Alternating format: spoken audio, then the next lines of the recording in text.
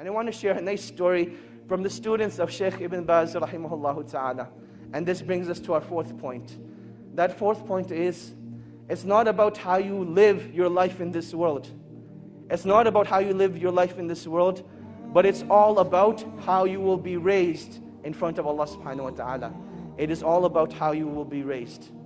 And this alludes us to the point that whatever you die upon is what you shall be raised upon. So let your last deed be your best one. And the story goes as follows. There was a brother who came overseas, and he came to seek a bachelor's degree in any field. And the natural climate was that this was the first time he got freedom from his family. In his society, people are very religious, very practicing. He couldn't have the fun that he wanted to have. So he comes to a place like England. He's in a free mixing university. In a society where no girl looks at you. In fact, there are no girls in your class. Now all of a sudden they're sitting next to you. And you can actually find an excuse to talk to them. Hey, can I borrow a pen? Hey, can I borrow some paper? And conversation becomes very easy. And now that you have a foreign accent, oh my God, you're a fitna for them. And this was the reality that he went through. That he came from a foreign land, and this attraction hit him right away. The initial stages were that he'd just go out for lunch, he'd just go out for meetings, and that is how life continued. He never actually committed zina. One day though, he went to a party, and he committed zina. Out of, pure emotion, he committed zina. And when he was done, he just lay there thinking, I have just ruined myself. And he didn't know what to do. He didn't know where to go. He didn't have any close friends that could guide him. He knew that the only place that this guidance that he had known was back in his hometown. He booked a ticket back to Saudi Arabia where he was from. And on his way, he had a stopover in the country of Qatar. While he's in Qatar, he goes to the musalla and he's just crying. And you'll see that this is one of the most awkward situations that you'll have. You can think about when you're with people and there's this awkward silence, and it's really weird. What do you do in that situation? What becomes even more awkward is when you see a grown man crying like a baby. He's crying like a baby. What do you do in that situation? One of the students of Sheikh Ibn Baz rahimahullah, he saw this man.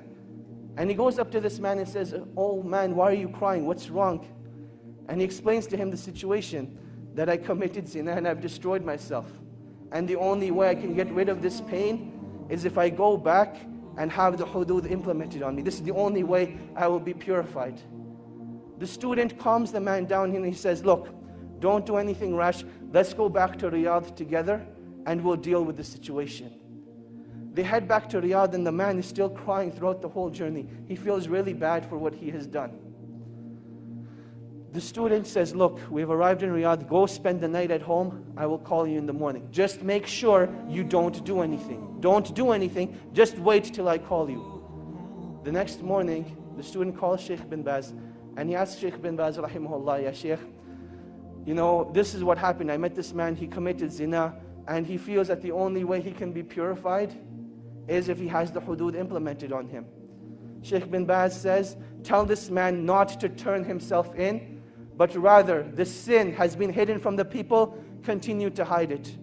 Rather, seek forgiveness from Allah subhanahu wa ta'ala and turn yourself to the Quran. Let Allah subhanahu wa ta'ala be your guide. So this is what the Sheikh says to the student. The student calls this man up. Let's give him a name now. His name was Ahmad. He tells Ahmad, look, the Sheikh says, don't turn yourself in. Death is the easy way out. This pain and suffering will not be taken away from that act. And Allah subhanahu wa ta'ala does not want this from you. But rather Allah subhanahu wa ta'ala wants you to rectify your ways, turn back to Allah subhanahu wa ta'ala, and that is when that pain and suffering will be taken away. That is what Ahmad decides to do.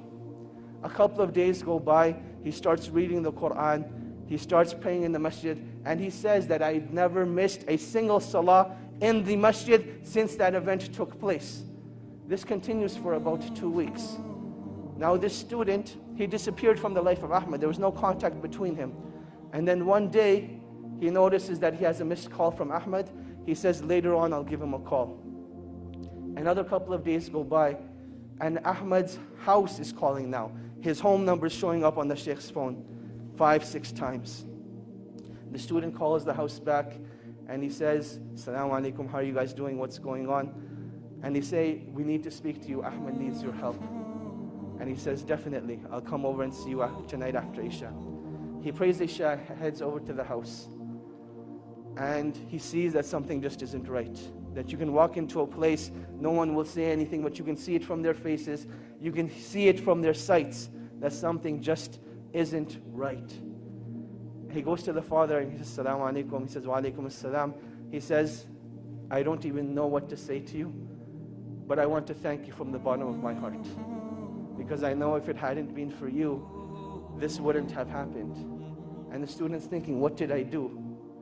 So he says, well, what happened? What are you talking about? And he says, let me show you. He says, Ahmad went and prayed Salatul Isha tonight. And he came back and he came to pray his sunnahs. And he was in his room for a really, really long time. And we went to seek him out. We didn't know what had happened to him. But I want to show you. He took the student to Ahmad's room. And there Ahmad was in sajda. And Allah subhanahu wa ta'ala took his life away at that time. And that is how he passed away.